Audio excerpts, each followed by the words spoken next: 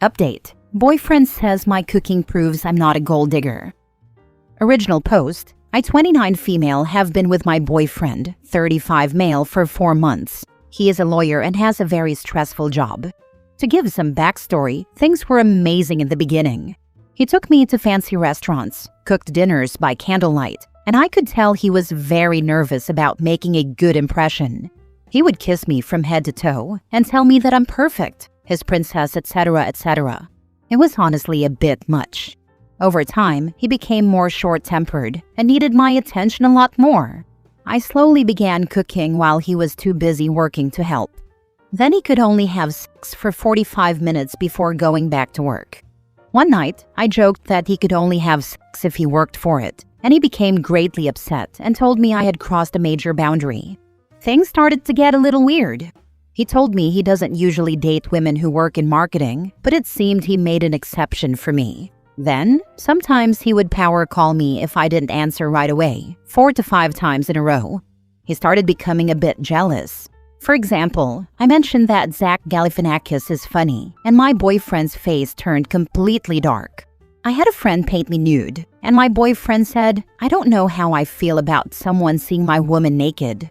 I mentioned an ex-boyfriend, and he wanted to know what school he went to, then became super defensive and aggravated.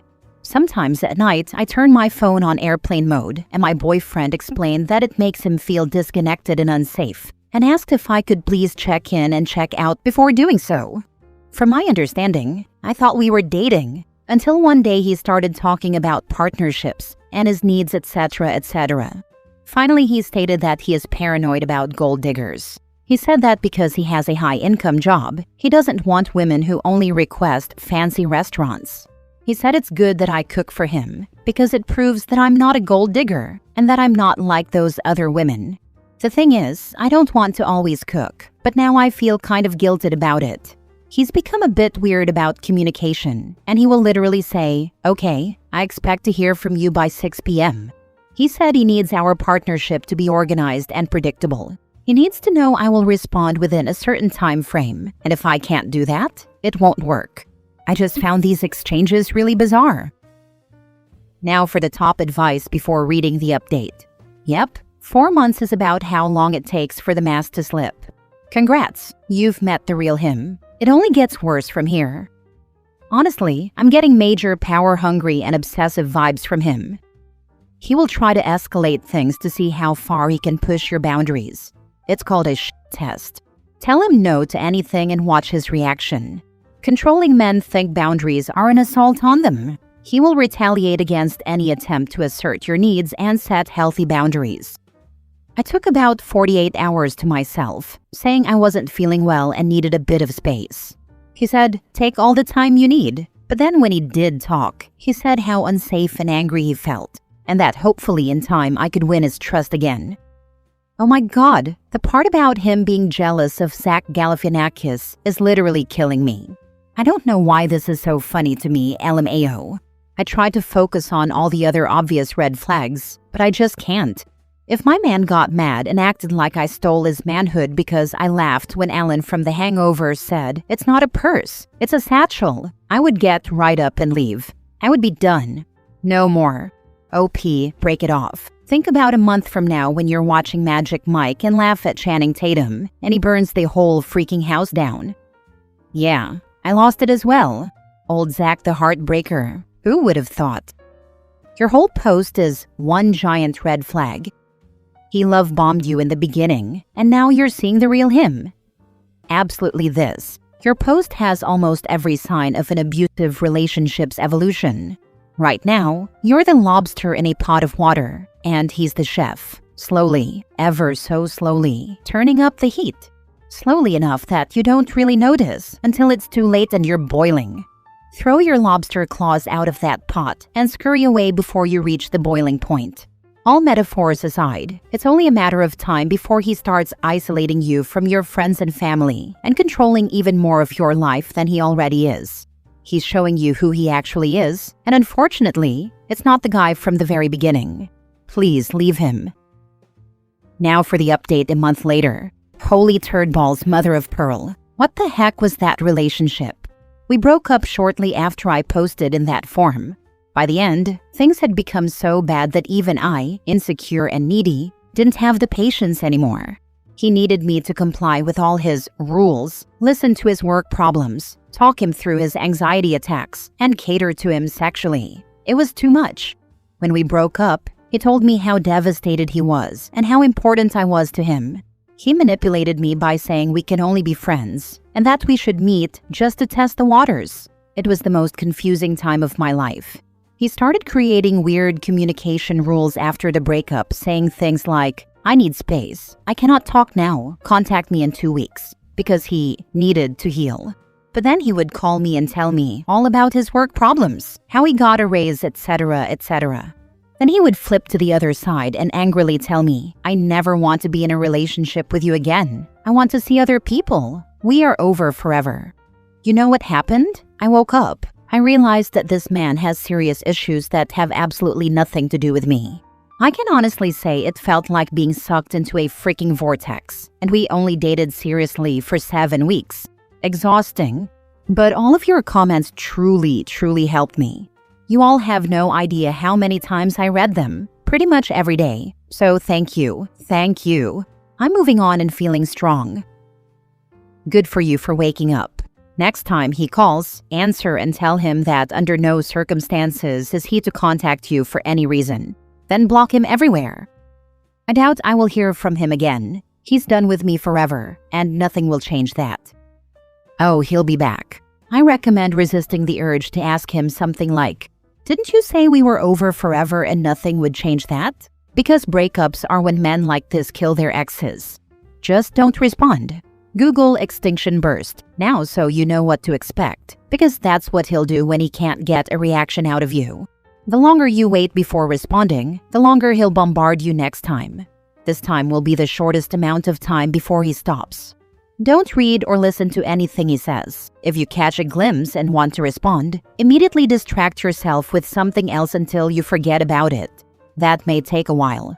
Do not respond under any circumstances. If he threatens you, and I expect he will, make sure you have people you trust nearby whenever possible. Maybe stay with a friend or your parents for a bit. Yep, I dated a guy for 6 weeks who told me that.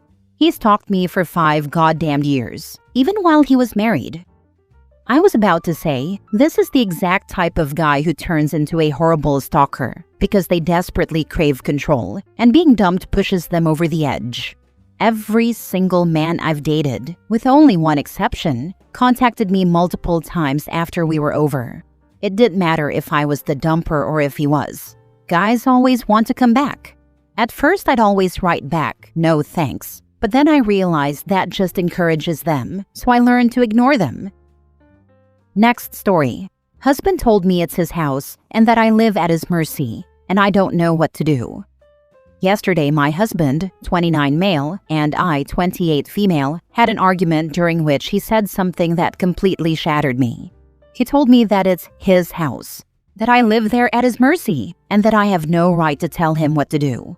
All because I asked him to put his clothes in the laundry basket. Hearing that felt like a punch to the gut, especially after everything I've sacrificed to be with him.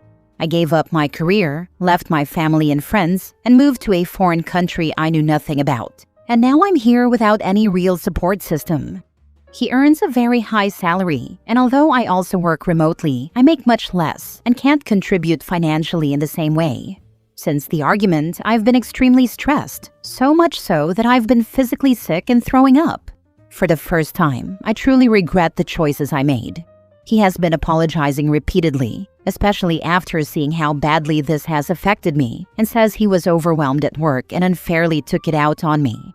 But I'm struggling to trust him or move past what he said. Before we got married, I was hesitant because it felt like such a huge risk, and he begged me to take that leap with him. Now I'm scared that what he said during that argument reflects what he really believes deep down. If that's truly how he sees me, I know I will leave, but the thought of returning to my home country and rebuilding my life from scratch is terrifying. I honestly don't know what to do. The longer you stay, the more at his mercy you will be. Figure out your exit plan. Once that's determined, you will figure out the rest.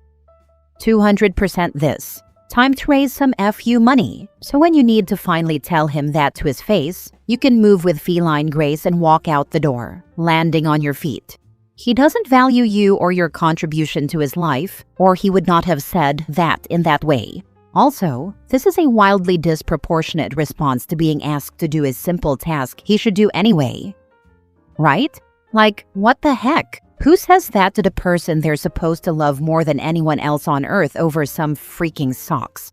I swear, men will blow up their marriages rather than just being freaking normal. Do not gaslight yourself into disbelieving what he's already shown you. You gave up everything, and he thinks you're at his mercy. I would be gone so fast. Abusers love to keep you away from friends and family, so you have no support system and become reliant only on them. He knows you're in a foreign country and feels like he's trapped you. Trust that it will get worse. This was a little test to see if you let him get away with screaming at you. Verbal abuse can lead to physical abuse. Consider leaving without telling him and staying with your parents for a couple of weeks until you sort yourself out. You are still young. Starting again and rebuilding is better than living life at someone else's mercy. My daughter moved overseas for a partner where she is more isolated and dependent. I always made it clear that if anything went wrong, she could always come right back to my house and start over in a new direction. Rebuilding isn't terrible. It's an adventure with growth potential. Life offers many opportunities to reinvent yourself before you're dead. This would only be one of them. Last story. I feel like rethinking marriage with fiancé after New Year's outburst. We, 26 male and 24 female, have been together for 6 years, and our marriage is set for late 2026. She came over for New Year's. Before midnight, she ended up passing out. She sleeps diagonally, so I had no room in the bed. I tried to wake her to move over, but she's a heavy sleeper and that doesn't always work. I ended up going to the couch to sleep, so I'd have more room to stretch out, and I figured I'd let her keep sleeping. At 5 a.m., she came out to the living room. I woke up because I heard the door open. When I glanced over, she looked visibly upset and angry. I followed her to the bedroom, where she told me how upset she felt waking up alone in bed. I tried explaining what I mentioned above. She started getting angrier in her tone, repeating how alone and disregarded she felt waking up alone. I let her know it wasn't cool being woken up to this, and that her tone was really disrespectful. She responded by saying, "I'm not speaking to you disrespectfully." The same trend continued for the next 15 minutes, and at that point, I started getting frustrated with the situation and told her she should have left me on the couch to sleep. That obviously wasn't the right move, because from that point on, the conversation shifted to that remark being the main topic of the argument. As the conversation continued to get heated, I told her, "I'm not going to talk to someone who's being disrespectful to me and brushing off my concerns. I need to sleep, and I don't appreciate waking up to something like this." The conversation continued, and she said, "I can't do that. I'm going to leave, and I'm having a panic attack, and you need to talk to me." At this point, I started speaking angrily and told her she was free to leave at any point, but that she should wait until later in the morning, because of all the cops and possibly drunk drivers on the road from the New Year's celebrations. I tried to walk out of the bedroom, and she ended up blocking the door. She's done this before. I gently tried to move her out of the way. I ended up not leaving the room. Afterward, we talked things through, albeit not perfectly, and we resolved the issue 1 to 2 hours later. After everything, I'm still shocked. She's done similar things in the past, where she will wear me down for an hour. No matter what I say, she won't reflect on how she's speaking to me. When I finally blow up because I've been talked down to for an hour, suddenly I'm the bad guy for speaking to her that way. I'm not perfect. I make mistakes. But moments like these leave me feeling confused, hurt, and lost. I try to communicate what she's doing, and she immediately denies it. I'm scared of marriage because it feels like she can't maturely communicate how she feels without mentally imploding, and sometimes she gets unhinged. Any advice is appreciated. Thanks. I might be mislabeling this, but this sounds like abuse on her part, emotional or mental. Wearing you down and blocking you from leaving so she can continue, then turning it around on you when you've tried to be calm and rational through her tirade and inevitably reach your breaking point? That's manipulative and abusive. Behavior like this doesn't get better with marriage. Yeah, that's what has really upset me. She stood behind my car a couple of months ago, preventing me from leaving, and the door blocking has happened twice after that incident. It's been very scary for me. When things start to get hectic, I want a little space, and she will prevent me from getting that space. Good Lord, why are you engaged to her? It was exhausting to read your post, so I can't imagine how exhausting it is to live it. Is this what you want your life to be? Right? This woman is self-absorbed and completely incapable of understanding anyone else's feelings but her own. We met when I was 19 and she was 18. Nothing felt forced when I met her, and it felt like I had known her my whole life. I'm not very experienced with relationships because she's my first. I love her as a person, but I'm questioning whether she would be a good partner, given her trauma and what she struggles with. It's worn me down over the years, and I think I've finally cracked from the constant issues and outbursts. You can love her as a person and not marry her. That's what I recommend if you value your future inner peace. Sleep, health, stress levels, and joy. This will not improve by waiting or being patient. This is the miserable person she is. She likes it and expects you to fully adapt to please her. Not a good marriage partner. You got a lecture over something that should have been an oops, sorry about taking up the whole bed. I wouldn't get married to that person. I have a similar situation with my husband of many years. I go to bed later than him, and I regularly have to get him to shift to his side and remake the bed with him in it. It doesn't bother him at all, and he would be more concerned than upset if I ended up on the couch. She's making it all about herself.